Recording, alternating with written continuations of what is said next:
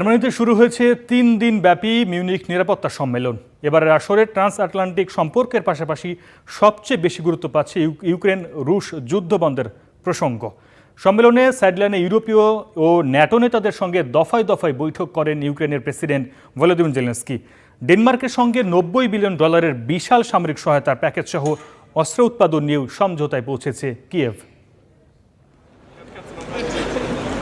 জার্মানির মিউনিখে সিকিউরিটি কনফারেন্সে এবারের আলোচনার মূল বিষয় ট্রান্স আটলান্টিক সম্পর্ক, তবে গুরুত্ব পেয়েছে রুশ Ukraine যুদ্ধবন্ধের প্রসঙ্গও।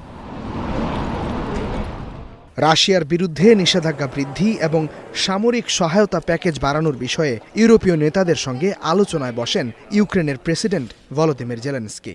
German chancellor Friedrich Merz ও যুক্তরাজ্যের প্রধানমন্ত্রী কিয়ার স্টারমার সহ নেটো নেতাদের সঙ্গেও আলোচনা করেন ইউক্রেনের প্রেসিডেন্ট। আলোচনার একটাই বিষয়, যুদ্ধ বন্ধে রুশ প্রেসিডেন্টের উপর ইউক্রেনের চাপ বৃদ্ধি করা।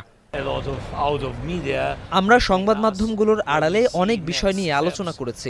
পরবর্তী পদক্ষেপ কি হবে, রাশিয়ার উপর কিভাবে চাপ সৃষ্টি করা যায় এবং কিভাবে যুক্তরাষ্ট্রকে আরও সম্পৃক্ত করা যায় এ নিয়ে আলোচনা হয়েছে। আমার মনে হয় বড় অগ্রগতি হয়েছে। সাইডলাইনে ডেনমার্কের প্রধানমন্ত্রী, নেদারল্যান্ডসের ও ফিনল্যান্ডের প্রেসিডেন্টের সাথেও আলোচনা হয়। বৈঠকে ডেনমার্কের সাথে $৯০ বিলিয়ন একটি বড় সহায়তা ও অস্ত্র উৎপাদন সমঝোতা হয়। আমরা সামরিক বাহিনী ও আকাশ প্রতিরক্ষা ব্যবস্থাকে আরও শক্তিশালী করতে ভিন্ন ভিন্ন প্যাকেজ নিয়ে কাজ করব। ইতোমধ্যে কাজ চলছে। ২৪ ফেব্রুয়ারির আগেই ইউক্রেনের জন্য শক্তিশালী সহায়তা প্যাকেজগুলো তৈরি করতে আমাদের অংশীদারেরা এতে একমত হয়েছেন।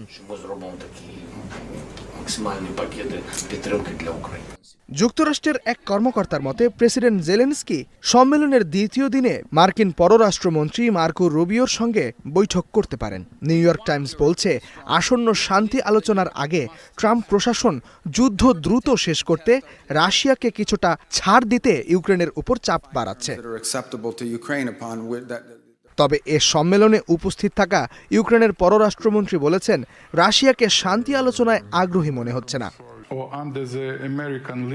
যুক্তরাষ্ট্রের নেতৃত্বে আমরা অগ্রগতি অর্জন করতে পারতাম, তবে আমাদের রাশিয়ার উপর চাপ বজায় রাখতে হবে। আমি এই বিষয়ে একমত যে রাশিয়ার পক্ষ থেকে সমঝোতার বিষয় সদিচ্ছার কোনো ইঙ্গিত নেই।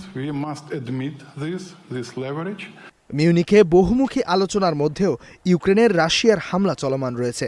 রাশিয়ার ড্রোন হামলায় ইউক্রেনের ওডেসা অঞ্চলে অন্তত 1 জন নিহত হয়েছে। ইস্তেহাদুল মাহমুদ, স্টার নিউজ।